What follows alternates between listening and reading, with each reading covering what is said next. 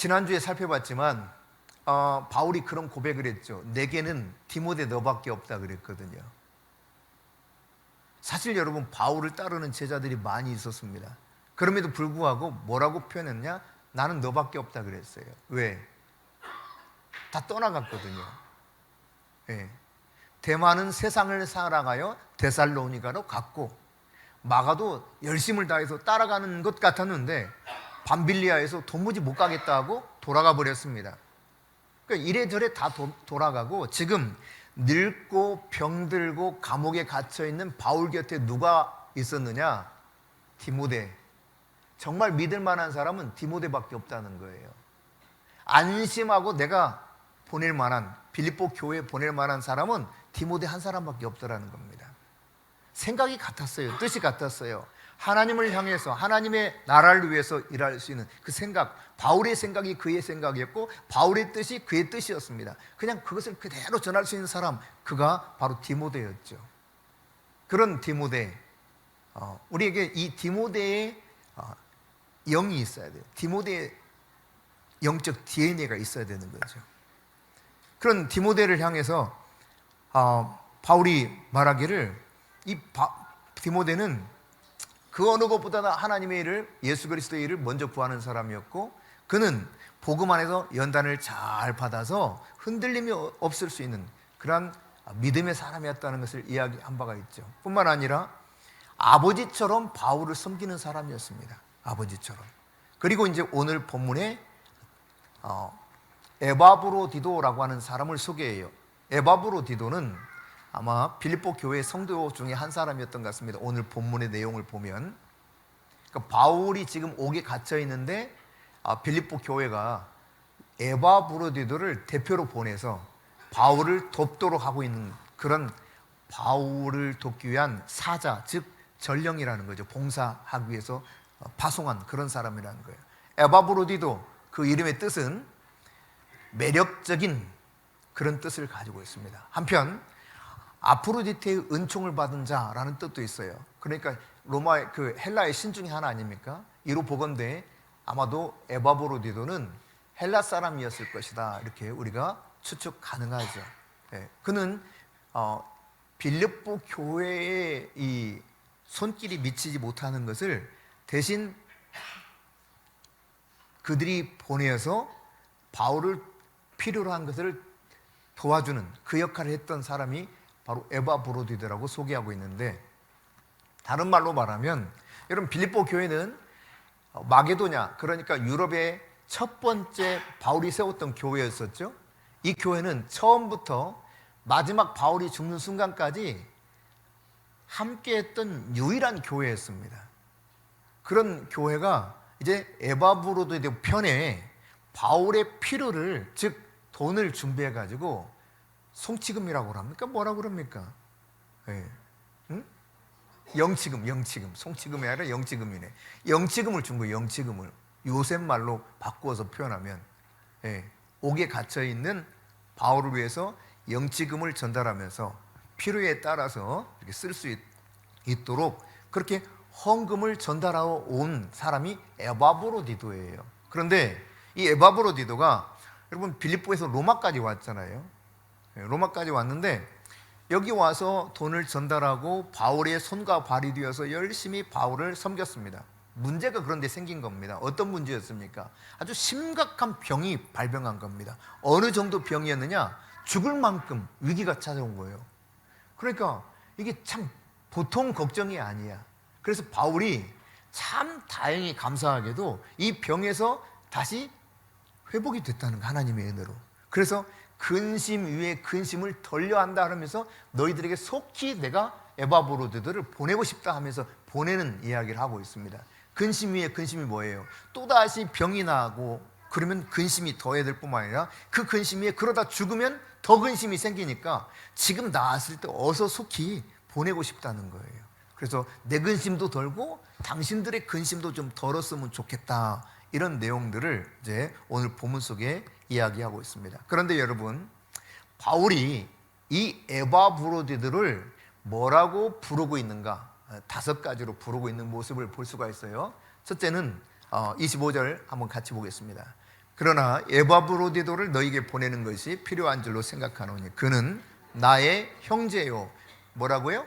바울의 형제라는 거예요. 형제. 뭐 피 붙입니까? 그렇지 않아요. 그리스도 예수의 피를 함께 받은 그리스도 안에서 형제라는 것이죠. 네. 그럼 어떤 특정한 조건에 따라서 너와 나가 이런 관계를 가지고 살아가자, 계약을 맺어가지고 어떤 특정한 사회로 살아가는 게 아닙니다. 그냥 형제라고 하는 것은 그냥 조건이 없어요. 그냥 피를 받아서 형제가 되는 거예요. 똑같은 부모의 피를 받죠. 그래서 형제가 되는 거예요. 선택할 수도 없습니다. 그렇죠? 내가 선택해서 나는 형제 안 될래, 그렇게 될 수도 없는 거예요. 그냥 태어나 보니 내 형제가 있어. 부모의 똑같은 피를 받은 내 자매가 있는 거예요. 그런 것처럼 그리스도 안에서 이 에바브로디도들을 향해서 형제다 이렇게 표현하고 있습니다. 여러분, 형제가 때로 마음에 들 때가 있는 것만 아니잖아요. 속 뒤집어 놓을 때도 있죠. 사고를 칠 때도 있어요. 그냥 그렇게 가족들 마음을 아프게 할 때도 있습니다. 그러나 아무리 그렇게 속을 썩이고 뭐 문제가 많다 할지라도 형제 아니에요. 여전히 형제예요. 우리 최보람 집사가 형제라고 바로 대답하네. 옛날에 그 언니하고 이렇게 마음이 잘 안 맞을 때도 많았거든요. 그럼요, 그러네. 그럼요. 언니 때문에 속 많이 상해했어요. 그럼요, 왜 안 해?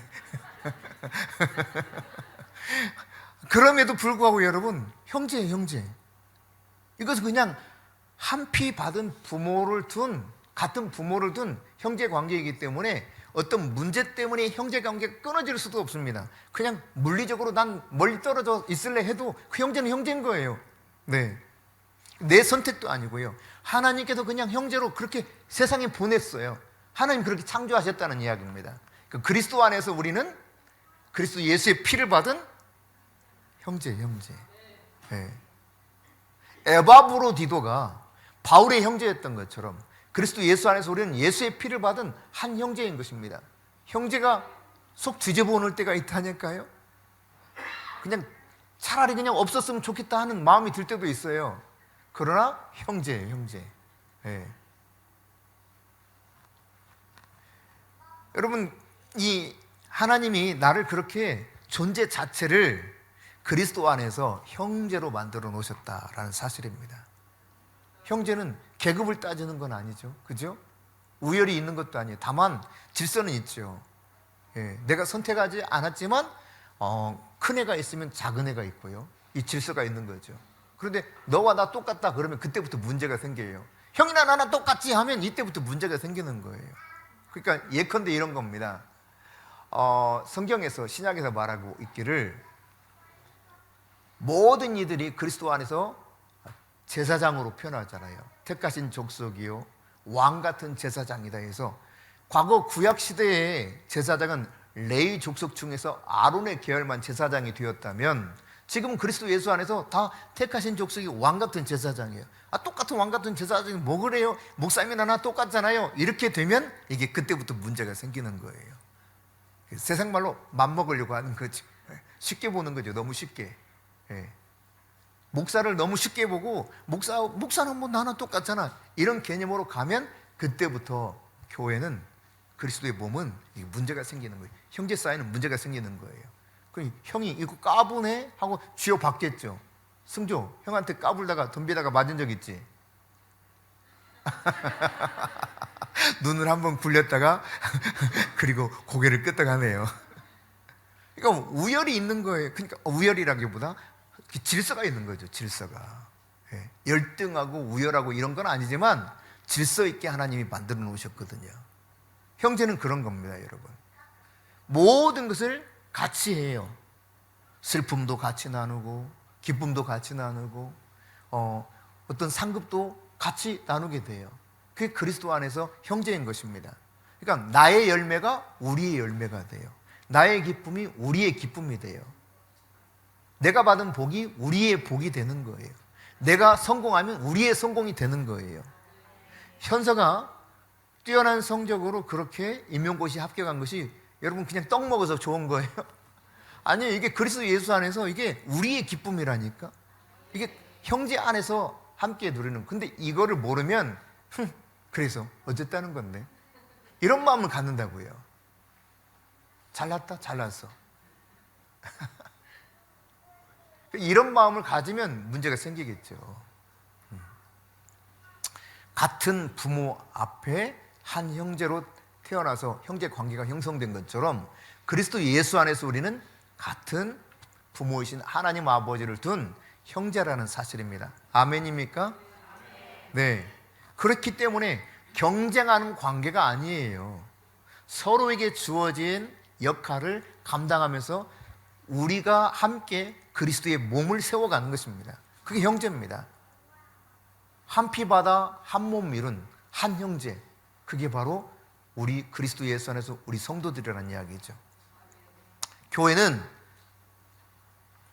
바로 한 부모이신 하나님 아버지를 모신 형제들로 구성되어 있는 공동체가 교회다.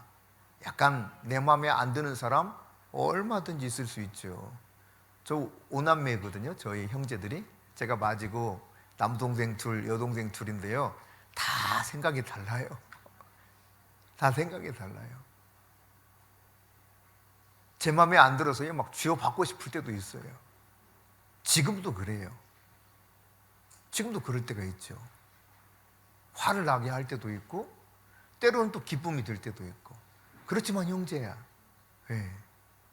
한 피, 아버지가 같고 어머니가 같아요. 그래서 형제인 거예요. 뗄래야 뗄 수가 없어요. 우린 그리스도 예수의 피를 함께 나눈 형제라는 사실입니다. 아멘. 네. 당신과 내가 형제입니다. 서로 한번 이야기해 보세요. 네. 형제예요, 형제. 네. 바울이 에바브로드를 향해서 그는 나의 형제다 이렇게 말했어요. 그런가 하면 다시 한번 25절 봅니다. 시작. 그러나 에바브로디도를 너에게 보내는 것이 필요한 줄로 생각하노니 그는 나의 형제요 함께 수고하고 함께 군사된 자요 너희 사자로 내가 쓸 것을 돕는 자라. 나를 돕는 자라는 거예요. 나를 돕는 자. 네. 믿음의 공동체, 교회는, 이 형제 공동체는 뭐가 가장 중요한 거냐? 핵심이 뭐냐? 그러니까 너와 내가 같은 형제다. 이거보다 더 중요한 핵심이 뭐냐? 서로 형제의 성공을 돕는 자라는 게 핵심입니다. 상대방이 잘 되게 만들어주는 게 핵심이에요. 그는 나를 돕는 자다 그랬어요. 그러니까 서로가 도와야 돼요. 저 사람이 잘 되도록. 그게 내가 잘 되는 거야. 저 사람이 성공하도록. 그게 내가 성공하는 거예요. 형제니까. 뗄래야 뗄 수가 없다니까요. 다 연결되어 있다니까요. 네. 그러니까 누군가의 기쁨과 성공이 있으면 그것을 위해서 내가 무언가 약간 뭔가 협조하고 돕는 것이 있었다면 그것은 나에게 엄청난 동일한 기쁨이요 또 하늘 아버지로부터 동일하게 받을 수 있는 상급이 되는 거죠. 할렐루야. 예, 그렇습니다, 여러분. 믿음의 공동체, 여러분, 우리는 서로를 도와야 된다라고 하는 것, 이게 가장 중요한 부분이라는 거예요. 그러니까 나나 목사님이나 이렇게, 나나 너나 이렇게가 아니라 나는 당신을 돕는 자입니다. 이렇게 돼야 되는 거죠. 네. 목사는 성도를 돕는 자입니다. 성도는 목사를 돕는 자가 돼야 됩니다. 믿음의 성도 한 사람 한 사람이 바로 나에게 하나님께서 그리스도 안에서 형제로 맺어준 이 내 곁에 있는 사람을 서로 돕는 자가 돼야 돼요. 네. 여러분이 정말 믿음 안에서 형제를 돕는 자인가? 여러분이 진실로 나의 믿음의 공동체 안에 속해 있는 내 형제여 자매가 성공하기를 바라는가? 아니면 그냥 단순하게 똑같은 형제라는 생각만 가지고 똑같은 권위를 주장하는 것에만 초점을 맞추는가? 성경은 후자입니까? 전자입니까? 전자를 이야기하는 거예요. 전자를. 어떻게 해서든지 그리스도 안에서 하나님이 맺어진 형제를 내가 사랑하고 내가 돕고 내가 성공시키기 위해서 나도 도움을 주는 거예요. 그게 진짜 성도인 겁니다. 그게 형제예요. 예. 그러니까 철저하게 이 에바브로디도에게는 이런 돕는 자라고 하는 영적인 DNA가 착 이렇게 안에 내재되어 있는 거죠. 예. 바울을 돕기 위해서 파송됐기 때문에 바울의 손과 발이 되어서 열심히 도왔어요. 그러다 병나 죽을 뻔했다니까. 아주 심각한 질병이 와가지고요. 그럼에도 불구하고 원망하거나 불평하지 않아요. 그냥 돕는 자로 있는 거예요. 그러니까 성도는 목사님의 성공을 도와야 돼요. 목사는 성도들의 성공을 돕는 거죠. 그러니까 형제의 성공을 열심히 도와야 돼요. 여러분이 서로서로 그렇게 도와야 돼요. 그것을 위해서 존재하는 자가 바로 형제다. 네. 경쟁 의식으로 바라보면 그때부터 형제 관계가 어때요? 깨지기 시작해요. 피부치는 피부치인데 피부치 아니어도 좋겠다라는 생각을 가질 수도 있어요. 여러분이 경쟁 의식을 가지고 그렇게 형제끼리 살아가 보세요. 얼마나 고달픈지. 저것이 없었으면 좋겠다 이런 마음 들 수 있는 거예요. 그러나 성공시키기 위해서 돕기 위해서 있게 되면 조금씩 자라가는 모습만 봐도 그 사람이 그 나의 도움을 통해서 뭔가 변화되는 모습만 봐도 어때요? 그게 기쁨이고 감사하고 참 행복하고 그래요. 정반대로 살아가려고 하면 그때부터 얼마나 내 마음이 괴롭고 씁쓸한지 견디기 어렵죠. 네.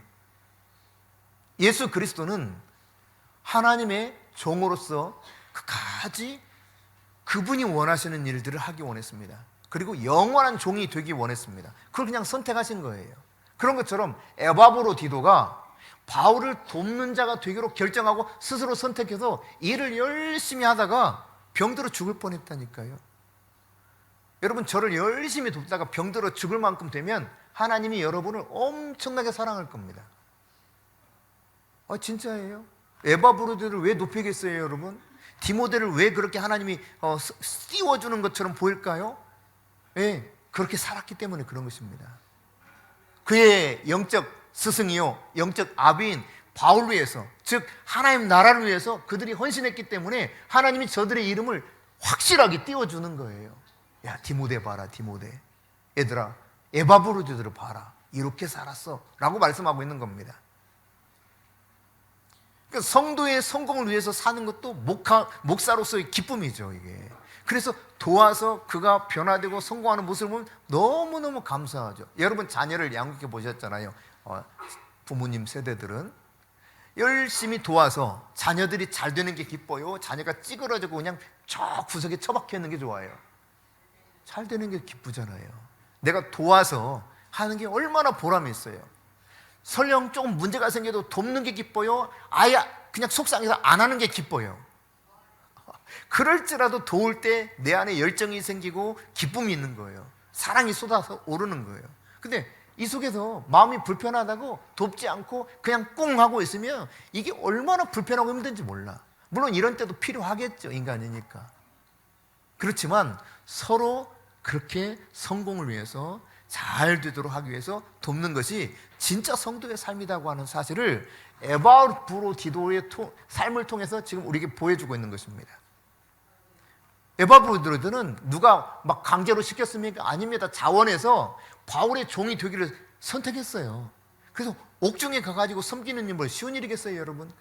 여러분, 그 비서 역할을 하는 것이 쉬운 일입니까? 절대로 쉬운 일 아닙니다. 수발을 드는 게요. 그러나 그는 자원해서 자신이 기꺼이 지금 늙고 병든 옥에 갇힌 바울을 위해서 손발이 되어주겠다 해서 보냄받아가지고 와서 섬기다가 병이 들어 죽을 뻔했다. 근데 성경은 이 에바브로디도를 굉장히 중요한 인물로 기억하게 만들고 있다는 사실입니다. 여러분, 바울의 인생 목표가 뭐였을까요, 여러분? 복음을 전하면서 어찌되든지 그리스도 예수 안에서 제자된 사람들이 잘 되도록, 다른 말로 말하면, 인간적인 표현으로 말하면 성공하도록 돕는 것, 그게 바울의 인생의 목적이었습니다. 그렇지 않겠습니까? 실제로 그렇죠. 그래서 바울이 말하는 것이 빌립보서 4장 1절입니다. 같이 읽습니다. 시작. 그러므로 나의 사랑하고 사모하는 형제들, 나의 기쁨이요 면류가 아닌 사랑하는 자들아, 이와 같이 주 안에 서라. 나의 사랑하고 사모하는 형제들, 그 다음 내 기쁨이 뭐라고요? 면류가 아니래. 최고의 바울의 자랑거리, 그거는 빌립보 성도들이라는 거예요. 빌립보 교회만 그런 거 아닙니다. 데살로니가전서 2장 19절 보겠습니다. 시작. 우리의 소망이나 기쁨이나 자랑의 면류관이 무엇이냐? 그가 강림하실 때 우리 주 예수 앞에 너희가 아니냐, 너희.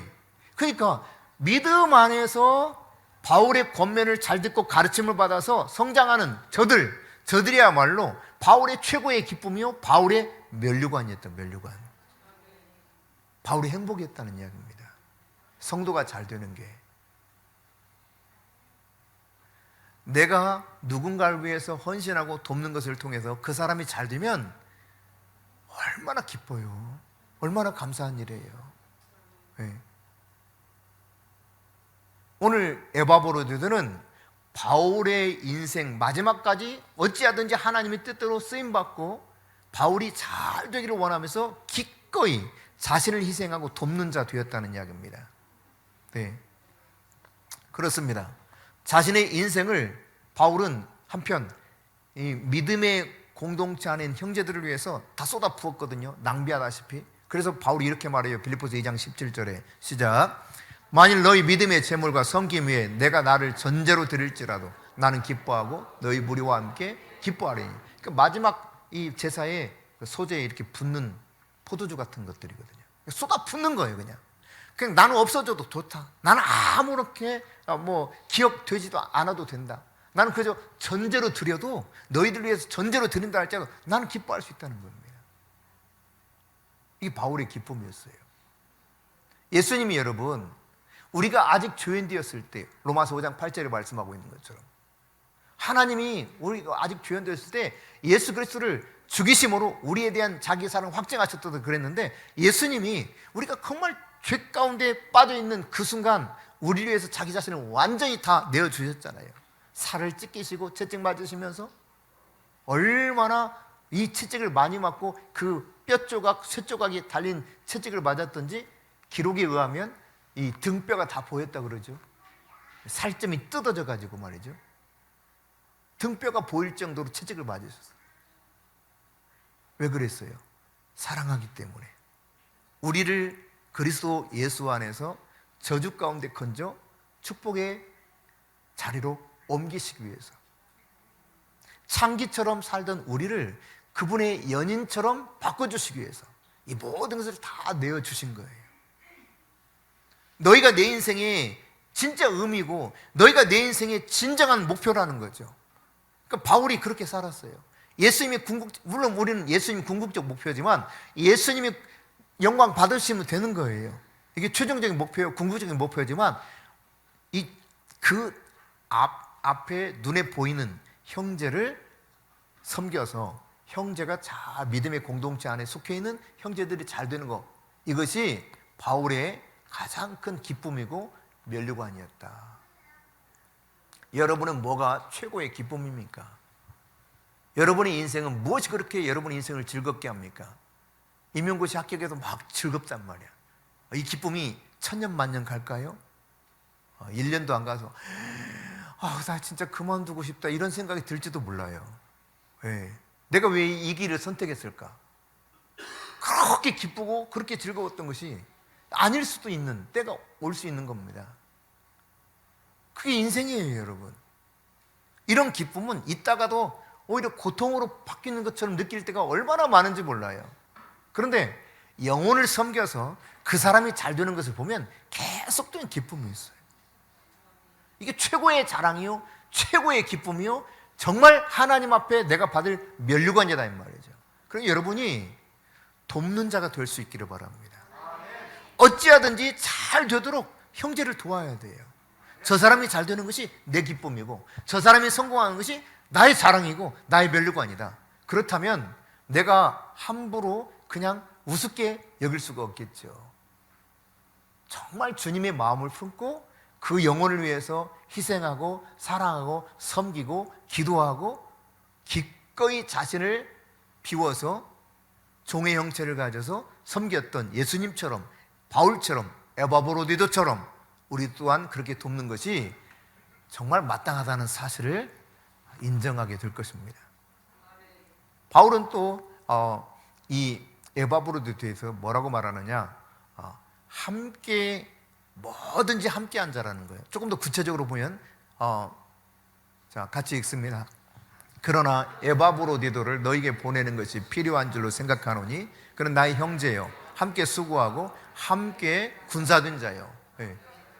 그러니까 함께 군사된 자다 이런 표현을 쓰거든요. 형제는 그냥 존재 자체에 대한 이야기죠. 존재 자체에 대한 표현이라면 군사는 어떤 목적을 향해서 같이 하고 있다는 이야기입니다. 사명과 목적이 동일하다는 표현이거든요. 싸우는 대상이 똑같아요. 서로 싸우는 게 아니에요. 내분이 일어난 게 아니라는 이야기입니다. 우리의 적은 누구입니까? 원수 마귀입니다. 이 원수 마귀를 위해서, 견고한 원수 마귀의 진지를 위해서, 그것을 무너뜨리기 위해서 함께 군사로 모집된 자인 것입니다. 근데 에바브로디도는 바울과 함께 군사의 역할을 감당했다는 것입니다.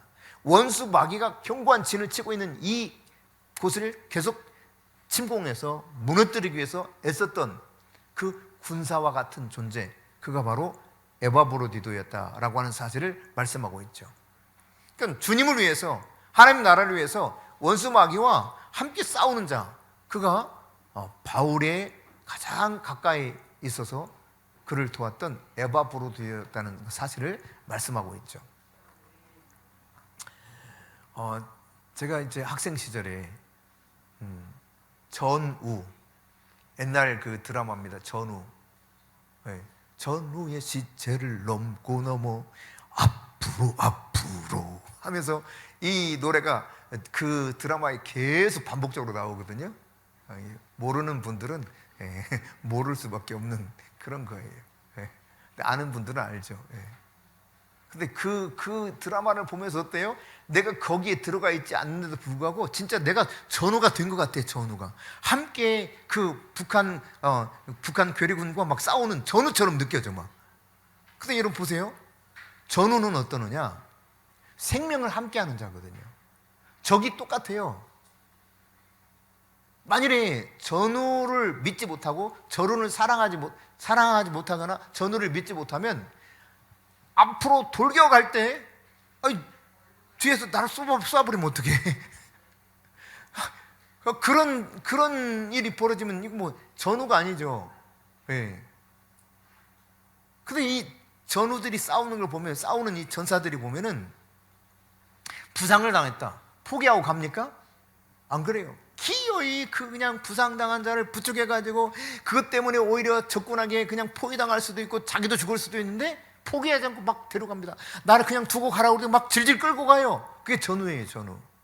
함께 군사된 자다. 이 말은 원수 마귀와 싸워서 피 흘림이 있다 할지라도 포기하지 않고 함께 목숨을 거는 거예요. 그게 에바브로디도였다는 것입니다. 근데 대만은 세상을 사랑해서 아이고 어려워, 가버려요. 마가는 반빌리아 가니까 너무 이게 보통이 아니야. 무서워, 두렵고 나는 이걸 더 이상 감당하기 어려워, 가버려요. 각기 다 그렇게 떠나가고 나에게 디모데만 있다라고 말했던 것처럼. 그리고 에바브로도가 이제 빌립보 교회에 파송을 받아가지고 바울을 돕는 자로 와서 돕고, 그리고 바울과 함께 모든 것을 나눴던 사람이라는 이야기죠. 그는 함께 바울과 군사가 됐어. 군사, 전우가 되었다는 이야기입니다. 이 전우들은 목숨을 걸고 함께합니다. 여러분이 6.25 참전 용사들의 이런 이야기들을 아마 다양한 루트를 통해서 이런저런 이야기를 들을 겁니다. 그 6.25 참전 용사들 가운데 인터뷰할 때 그런 이야기들을 거의 대부분 하더라고요. 자기가 그 젊은 시절에 자기가 대한민국이 어디 있는지는 알았겠어요. 그냥 명령 따라서 온 거예요. 배 타고 오고 비행기 타고 오고 와서 이 대한민국과 함께 싸워주는데 목숨을 걸고 싸워 수많은 사람들이, 자기 동료들이 죽었습니다.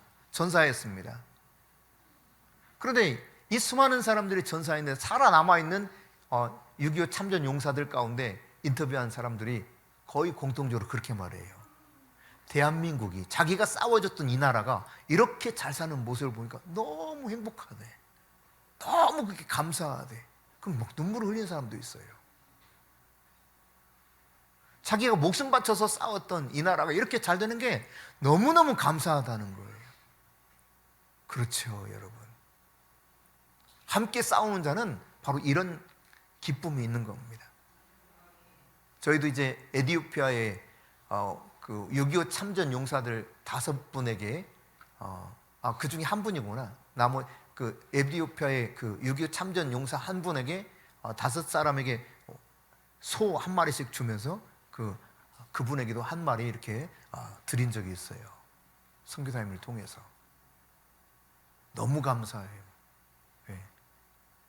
자기를 그렇게 기억하고 6.25 참전했다고 기억하고 소 한 마리 줬다는 걸 너무너무 감사해요.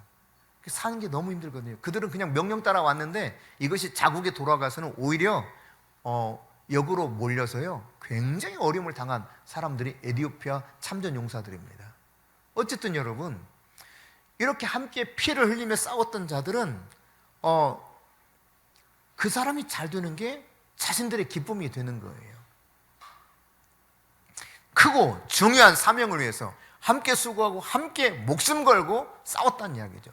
그리스도 안에서 형제 자매는 바로 이런 존재인 것입니다. 원수 마귀가 우리를 흔들려고 할 때, 누군가를 흔들려고 할 때, 내가 대신 싸워주는 그 사람이 싸울 수 있는 없는 상태 속에 있을 때, 그 사람이 흔들리고 힘들다면 내가 기꺼이 방패막이가 되어주고 내가 피를 쏟는 한이 있더라도 내가 함께 싸워주는 거예요. 바로 그런 사람이 오늘 에바브로디도였다. 예. 여러분, 함께 목숨을 걸고 싸울 만한, 원수 마귀와 함께 싸울 만한 그런 서로 군사와 같은 전우애가 있어야 돼요. 전우애.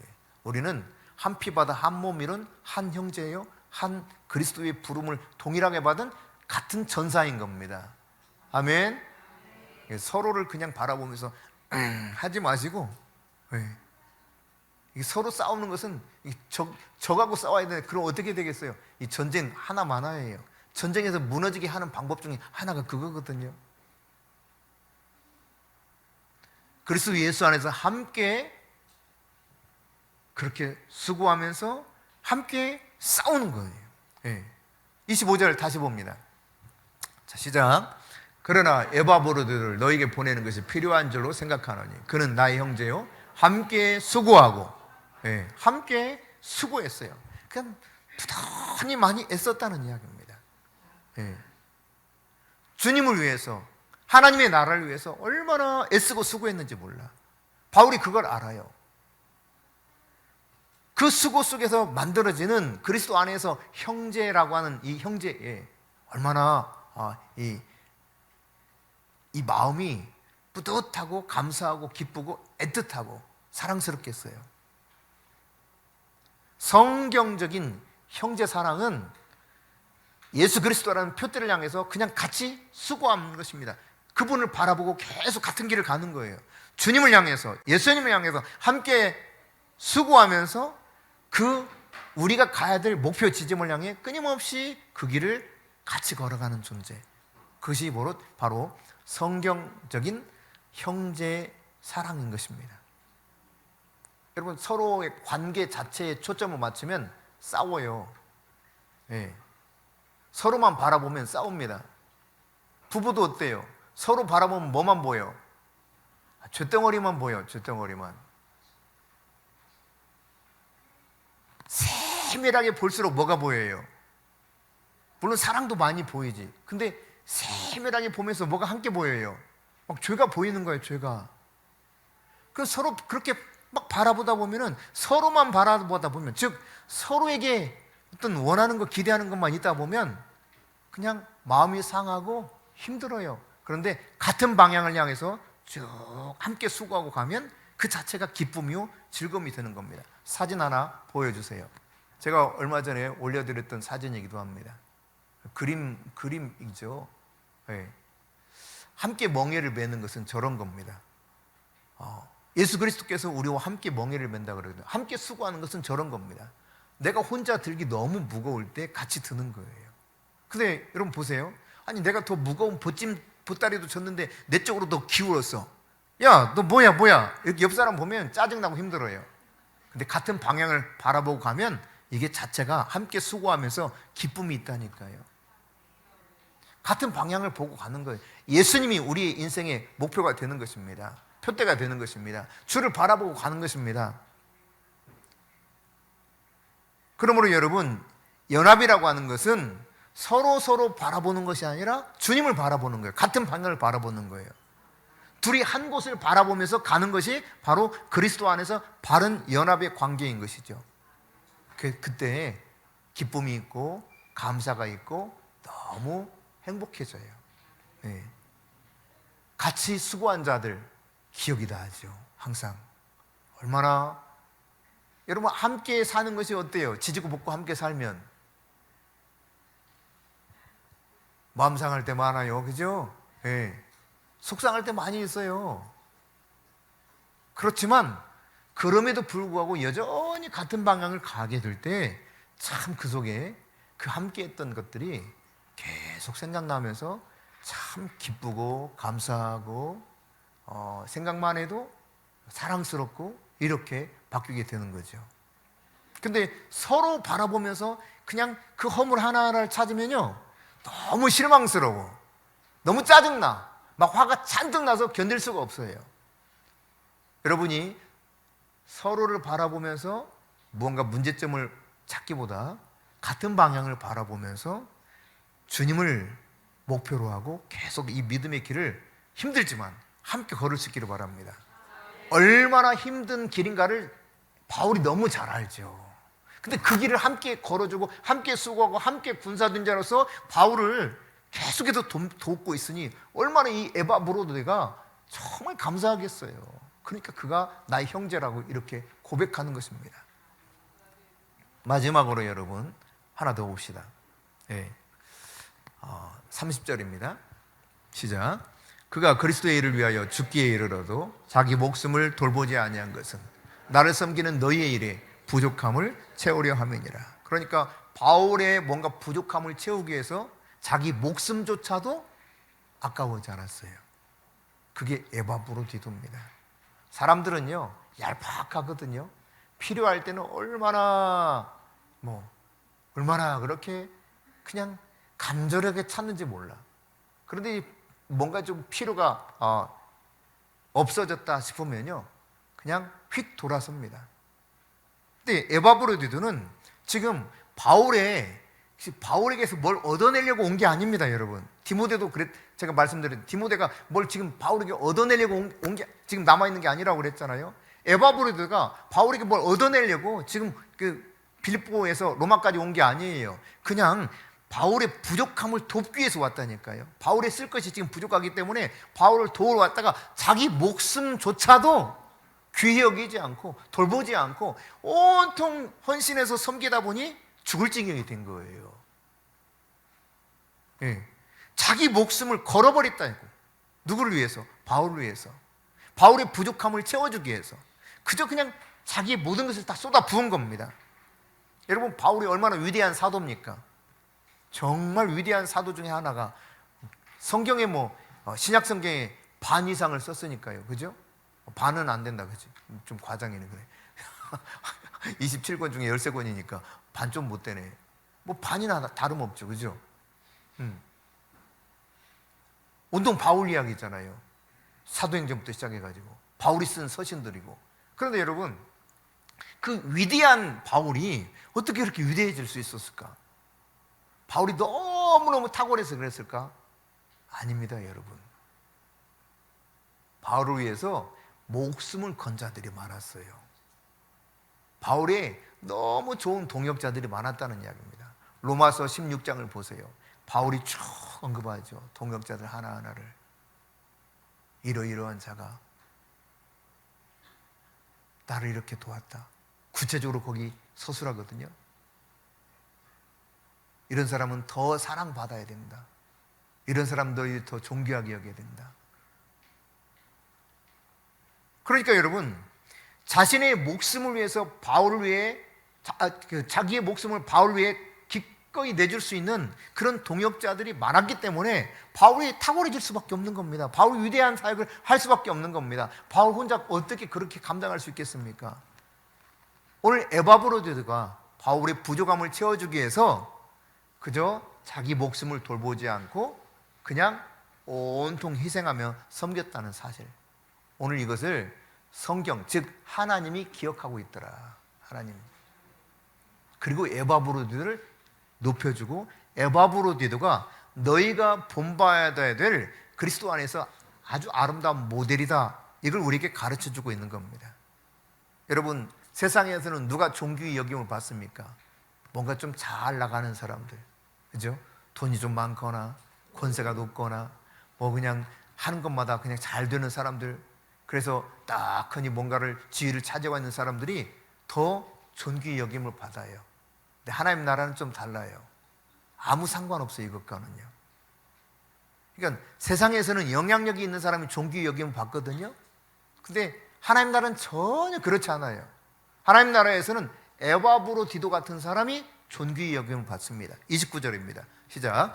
이러므로 너희가 주 안에서 모든 기쁨으로 그를 영접하고 또 이와 같은 자들을 존귀 여기라. 에바브로디도 같은 사람이 진짜 하나님께서 존귀하게 여겨주는 사람이라는 겁니다.